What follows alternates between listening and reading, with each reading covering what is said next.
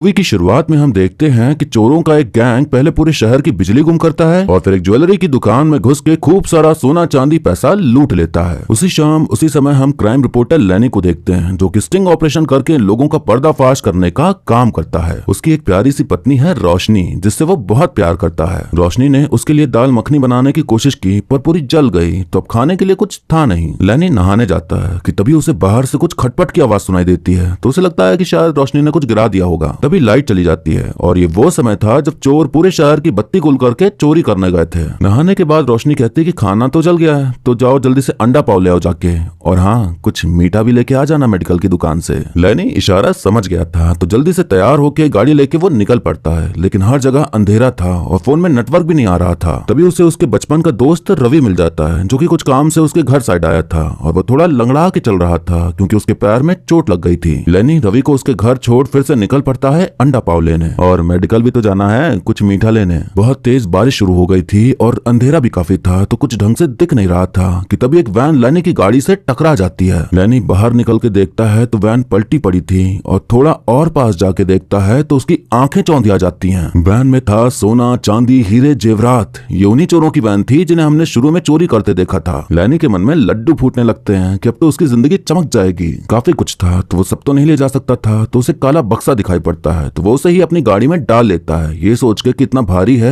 इसी में बहुत कुछ होगा। लैनी एकदम खुशी से झूमते गाते जा रहा होता है सपने देखते हुए कि अब तो वो अमीर हो गया कि तभी वो एक आदमी को ठोक देता है। बाहर निकल के वो देखने जाता है कि तभी भीड़ इकट्ठा हो जाती है और उस भीड़ से निकलता है एक पागल बेवड़ा आदमी जो कि कहता है कि अब तो पुलिस बुलाना पड़ेगा। लैनी जख्मी आदमी को अपने कार में बैठाता है ये बोल के कि हॉस्पिटल ले जा रहा हूँ, पर वो जानता था कि शायद ये मर चुका है। ये चीज बेवड़े को भी समझ आ गई थी तो वो भी बैठ जाता है गाड़ी में और कहता है कि मुझे पता है कि तुम इस लाश को ठिकाने लगाने जा रहे हो। लैनी उसे भगाने लगता है पर उसने उसका चेहरा देख लिया था और गाड़ी का नंबर भी, तो बेवड़ा कहता कि पुलिस आएगी तो मैं सब कुछ बता दूंगा। तो इस डर से लैनी उसे अपने साथ ही लेके चल देता है। बेवड़े को पीने का बड़ा शौक था तो वो डिमांड करता है 2 लाख रुपए और 7 बोतल दारू की, जो कि लैनी देने को मान जाता है, ये सोच के कि अब तो वो अमीर हो चुका है तो वो इसका मुंह बंद कर देगा पैसे देकर। वो दोनों प्लान बनाते हैं लाश ठिकाने लगाने का, पर रास्ते में पुलिस चेकिंग मिल जाती है। वहाँ पर तैनात थे इंस्पेक्टर पाटिल जिनसे लैनी पहले ही मिल चुका था। दरअसल लैनी ने उसी दिन पाटिल का स्टिंग ऑपरेशन किया था अपना भेष बदलकर, तो पाटिल लैनी को वही आदमी समझ रहा था जो कि उनके सामने बन के आया था। लैनी के पास वीडियो रिकॉर्डिंग थी पाटिल की जिसमें उसने घूस लेने की बात की थी, पर अभी ना तो पाटिल को कुछ पता था और न ही लैनी ने वो वीडियो बाहर की थी, तो लैनी उसके सामने वही आदमी बनने की एक्टिंग करता है। उन्होंने लाश को ऐसा बैठाया था जैसे वो सो रहा हो और बेवड़ा शेरो शायरी करके पाटिल का ध्यान भटकाता है और इस तरह से वो कैसे भी करके वहाँ से निकल जाते हैं। वो लोग जाते हैं कब्रिस्तान और गड्ढा खोदना शुरू करते हैं, लेकिन तभी वहाँ 2 छपरी सोशल मीडिया इन्फ्लुएंसर आ जाते हैं जिनका नाम था ठीक और ठाक, जो कि उन्हें लाश को ठिकाने लगाते देख लेते हैं। ठीक और ठाक पहले गुंडे थे, फिर ठीक ठाक ऐप आया तो वो इन्फ्लुएंसर बन गए, लेकिन ऐप बैन होने के बाद वो फिर चोरी चकारी पर उतर आए। तो उनका मामा जो कि पुलिस ऑफिसर था उन्हें बचा बचा के परेशान हो चुका था। ये उस वक्त पुलिस स्टेशन में मौजूद थे जिस वक्त लैनी पाटिल का स्टिंग ऑपरेशन कर रहा था। लैनी स्टेशन के बाहर आता है तो इन दोनों को उसका बैग दिखता है, तो लैनी को बातों में फंसा के वो उसका कैमरा चुरा लेते हैं। लैनी फोन में व्यस्त था तो उन पर ध्यान नहीं देता। स्टिंग ऑपरेशन की सारी फुटेज उस कैमरे में ही थी। कहानी वर्तमान में आती है जहाँ लैनी कुछ कहता उससे पहले बेवड़ा कह देता है कि ये तुम्हें खूब सारे पैसे देगा,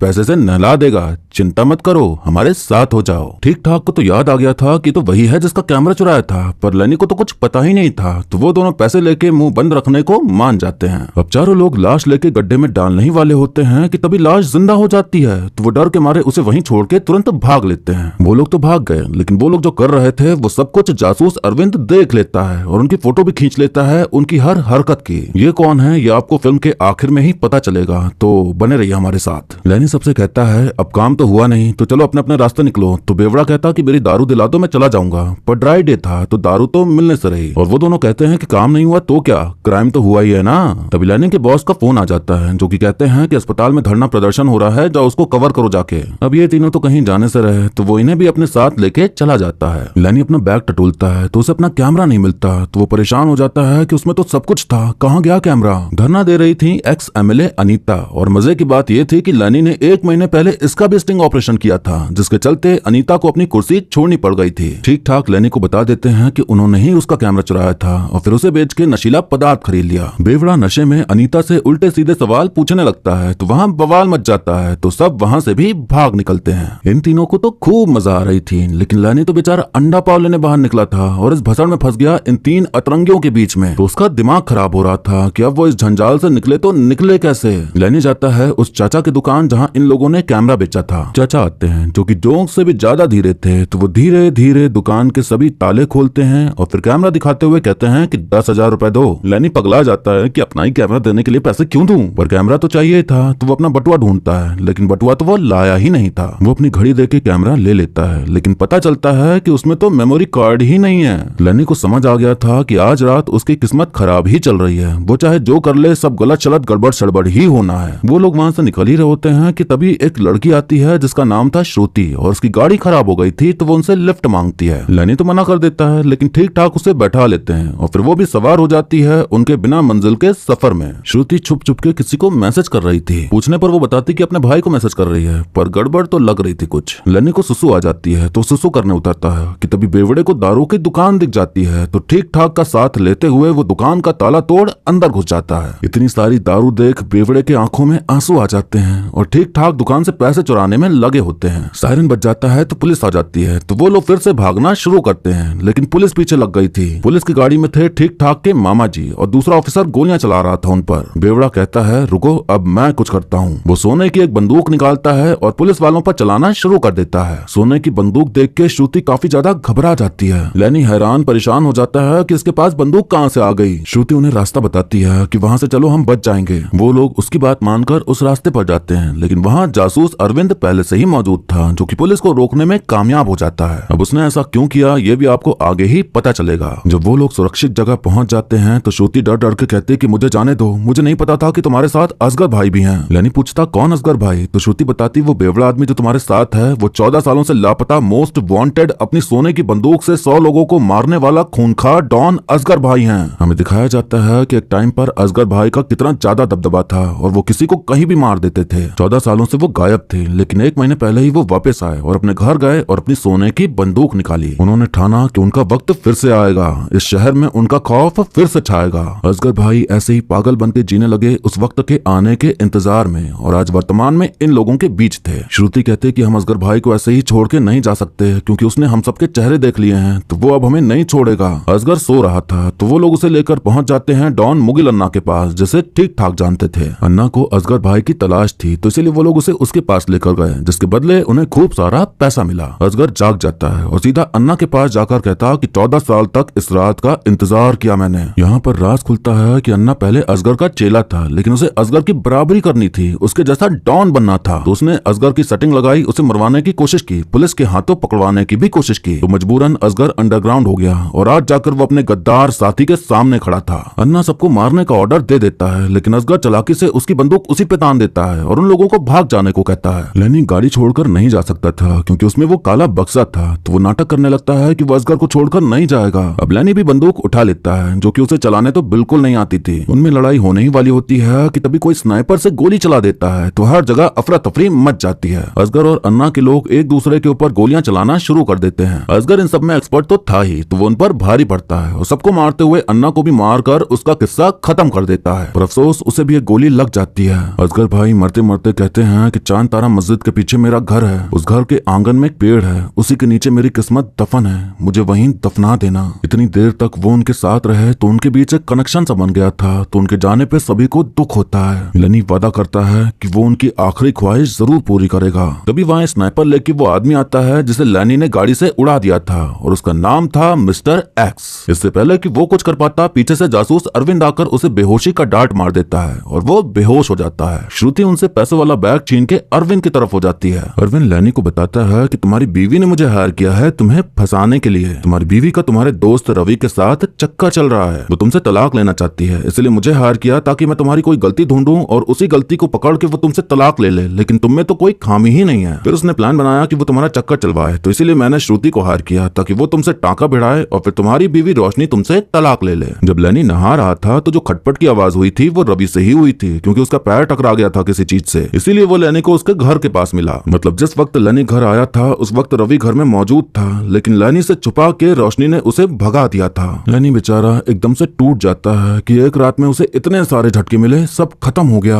मेमोरी कार्ड गया, नौकरी गई, बीवी धोखेबाज निकली, दोस्त भी गद्दार निकला। अरविंद कहता है जो जो तुमने आज किया वो सब मैंने देखा और फोटो भी खींच रखी है। श्रुति को मैंने तुम्हारे पास भेजा ताकि मुझे उस बक्से की जानकारी मिलती रहे। अब ये बैग वाला पैसा भी हमारा, वो बक्सा भी हमारा और असगर के ऊपर जो इनाम है वो भी हमारा, और फंसोगे तुम सब, क्योंकि मेरे पास तो सारे सबूत हैं तुम्हारी काली करतूतों के। वो लोग गाड़ी में असगर को लेटा के वहाँ से निकल जाते हैं और इन्हें मिलता है ठेंगा। उन्हें याद आता है कि गाड़ी में पेट्रोल खत्म होने के कगार पर था, तो वो लोग ज्यादा दूर नहीं जा सकते, तो वो लोग उनके पीछे भागना शुरू करते हैं। वो लोग उन्हें मिल जाते हैं तो वो उनसे बंदूक छीनने की कोशिश करते हैं, तो इस छीना छपटी में बेहोशी वाला डार्ट श्रुति को लग जाता है और वो बेहोश हो जाती है। लेनी अरविंद से लड़ते हुए उससे बंदूक छीन उसे भी बेहोशी वाला डार्ट मार देता है। फिर ये तीनों गाड़ी में पेट्रोल भराते हैं, पैसे न देके दारू की बाटली देके, क्योंकि पैसे तो थे नहीं। लेनी अरविंद के कैमरे से सभी सबूत मिटा देता है और उसके बैग से उसे उसका मेमोरी कार्ड भी मिल जाता है। वो तीनों एक सुनसान जगह पहुंच के बक्सा खोलते हैं तो उसमें हीरे जेवरात नहीं बंदूकें रखी थी। हमें दिखाया जाता है कि चोर जब चोरी करके भाग रहे थे तो उन्होंने उस बक्से में बंदूक रखी और फिर चोरी का जश्न मनाने लगे। एक चोर सारा माल अकेले हथियाना चाहता था तो उसने दारू में जहर मिला दिया था ताकि सब मर जाएं, लेकिन मरने से पहले उनके बीच हाथापाई शुरू हो जाती है। इस भसड़ में ड्राइवर को गोली लग जाती है और यही वो वक्त था जब इनकी गाड़ी लैनी से टकराई थी। जिस चीज के लिए लैनी ने इतना सब सहा, इतनी भसड़ मचाई, इतने लोगों को झेला पेला सब किया, उसमें से निकला कुछ नहीं। गुस्से में तीनों बंदूक लेके उसी को चलाते हुए अपना गुस्सा उतारते हैं। लैनी उन्हें पैसे वाला बैग देते हुए कहता कि मेरी जिंदगी की तो लगी पड़ी है, लेकिन अपनी जिंदगी बर्बाद ना करो और इन पैसों से कुछ ढंग का काम करना शुरू करो। उन दोनों को टाटा बाय बाय करके वो जाता है असगर भाई के घर उनका वादा पूरा करने। पेड़ के नीचे वो गड्ढा खोदना शुरू करता है तो उसे वहाँ एक बक्सा मिलता है। बक्सा खोलते ही उसकी आंखों में फिर से वही चमक आ जाती है जो काला बक्सा देख के आई थी। ये बक्सा खाली नहीं था बल्कि सोने के बिस्किट से भरा हुआ था। उसके मन में अनगिनत लड्डू फूट ही रहे थे कि तभी वहाँ कुछ छपरी भेष वाले बच्चे आ जाते हैं। वो असगर भाई को बिना दफन किए ही बक्सा लेके वहाँ से भाग निकलता है। लैनी आ जाता है अपने घर तो वहाँ रोशनी तो थी ही, साथ में रवि भी था। तभी वहाँ इंस्पेक्टर पाटिल आते हैं और उन दोनों को गिरफ्तार कर लेते हैं। ये कहकर कि उन लोगों का आतंकियों से कनेक्शन है। उस मेमोरी कार्ड में पाटिल के स्टिंग ऑपरेशन की वीडियो थी तो लैनी ने उससे डील की कि रोशनी और रवि को एक झूठे केस में फंसाकर लंबे समय के लिए अंदर कर दो तो मेमोरी कार्ड में तोड़ दूंगा। जो हथियार उसे काले बक्से से मिले थे उसी को सबूत बना के पाटिल ने उन्हें गिरफ्तार कर लिया और फिर लैनी ने मेमोरी कार्ड तोड़ दिया और इस तरह से ये डील कामयाब हुई और लैनी ने धोखेबाज लोगों को सबक सिखा दिया। लैनी मस्त बिस्तर में सोना बिछा के एकदम बढ़िया खुशी से लेटा होता है। उधर वो बच्चे असगर भाई की मलम पट्टी कर डालते हैं और मजे की बात ये है कि वो जिंदा हो जाते हैं। यहाँ लैनी असगर भाई का सोना पाके खुश था और वहाँ असगर भाई जिंदा हो चुके थे। लेकिन मूवी यहीं पर खत्म नहीं होती क्योंकि मिस्टर एक्स का क्या रोल था ये तो आपने अभी जाना ही नहीं। लैनी ने एक्स एमएलए अनिता का स्टिंग ऑपरेशन किया था जिसके बाद से उनकी कुर्सी छिन गई तो लैनी को मरवाने के लिए उन्होंने कॉन्ट्रैक्ट किलर मिस्टर एक्स को हायर किया। मिस्टर एक्स का एक उसूल था कि अगर उससे कोई भूल चूक हो जाए तो वो खुद से ही अपनी उंगली काट देता था सजा के तौर पर। वो लैनी को नहीं मार पाया तो इस गलती की सजा देते हुए वो खुद की 2 उंगली काट डालता है और फिर इसी कहानी के साथ ये मूवी यहीं पर खत्म हो जाती है।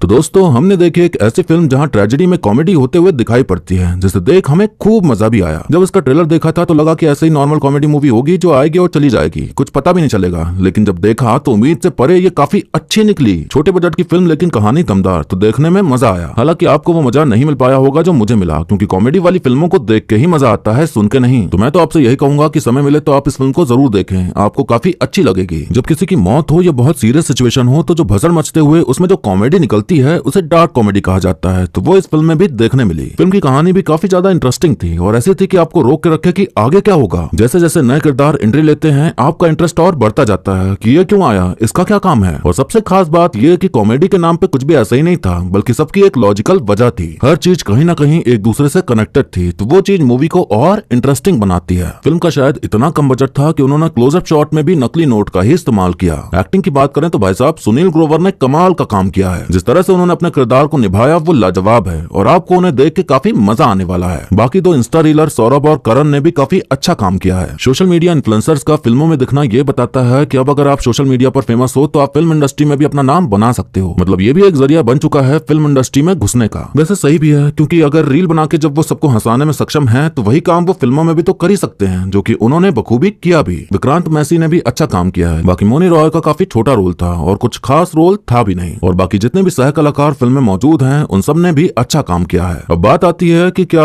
इसका अगला पार्ट भी बन सकता है क्या? एंडिंग देखी जाए तो हाँ, बन सकता है। असगर ने कहा था कि मुझे दफना देना। उसने इसलिए कहा ताकि लैनी को सोना मिल जाए, पर लैनी ने दफनाया नहीं बल्कि सोना लेके निकल गया और असगर जिंदा हो गया। अब असगर को लगेगा कि लैनी लालची और मतलबी निकला, तो शायद वो उसके पीछे जाए अपना सोना वापस लेने, क्योंकि वो अब जिंदा हो चुका है और उसका सपना था इस शहर में फिर से राज करना। तो फिर से भसड़ मचेगी और मजा हमें आएगा। अब ज्यादा कुछ है नहीं कहने को, तो वीडियो